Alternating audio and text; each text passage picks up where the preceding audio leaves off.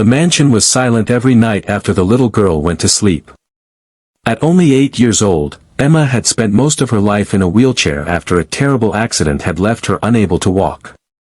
Her father, Daniel Hart, was a wealthy businessman who could buy almost anything in the world, but there was one thing money could never purchase for him: his daughter's happiness.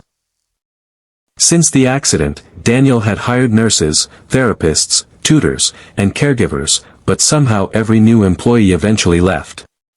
Some complained that Emma was difficult, while others said the mansion was too demanding.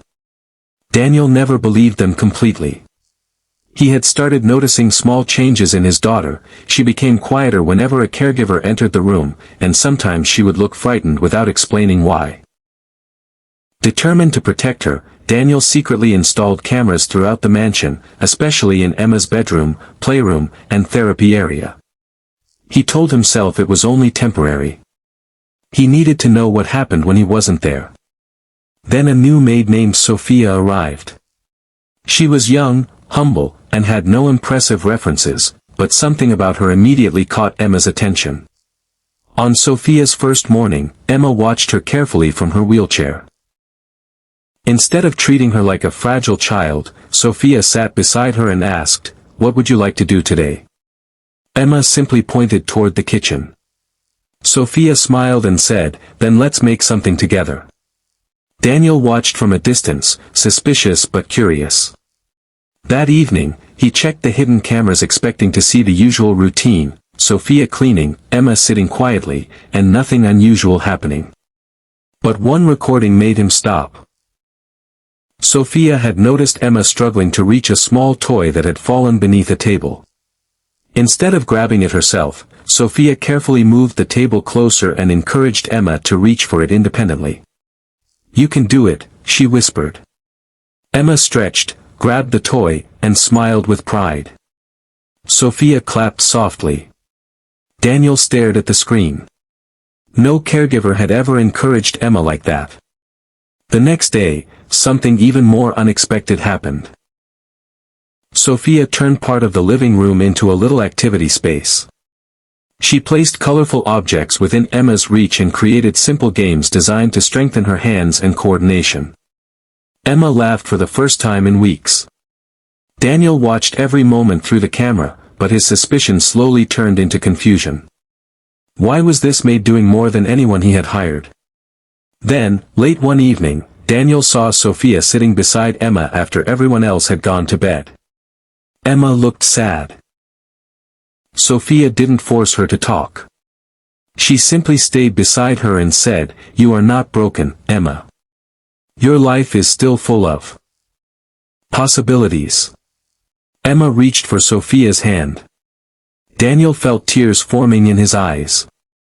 But then Sophia whispered something that changed everything. "Your father loves you more than you know, but I think someone has been making him afraid to trust people." Daniel froze. How could Sophia know that? The following morning, he secretly reviewed every recording from the previous weeks. What he discovered shocked him.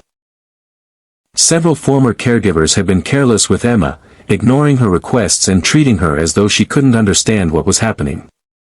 But Sophia was different. She spoke to Emma with patience, protected her dignity, and never once complained.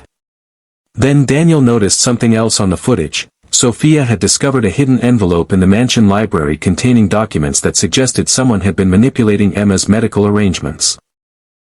Daniel immediately confronted her, expecting an explanation. Sophia calmly handed him the envelope and said, "I found this accidentally. I didn't know who else to tell."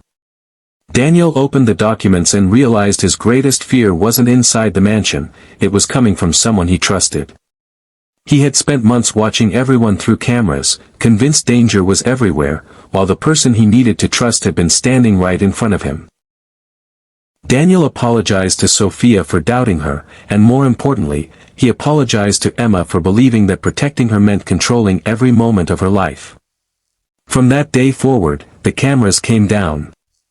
Daniel chose something far more valuable than surveillance: trust. With Sophia's help, Emma began a new therapy program and slowly regained confidence in herself. She still faced difficult days, but she no longer felt like a prisoner inside her own home. Months later, Daniel watched his daughter participate in a small family celebration, laughing as Sophia helped her choose decorations. Emma looked at her father and said, "Daddy, I think Sophia taught you something." Daniel smiled. "What did she teach me?" Emma answered, "That protecting someone doesn't mean being afraid of everyone." Daniel laughed through his tears. If this story touched your heart, don't forget to subscribe to the channel and turn on notifications for more emotional stories about kindness, family, courage, and unexpected second chances. Sometimes the person we fear trusting is the very person who helps us learn how to trust again.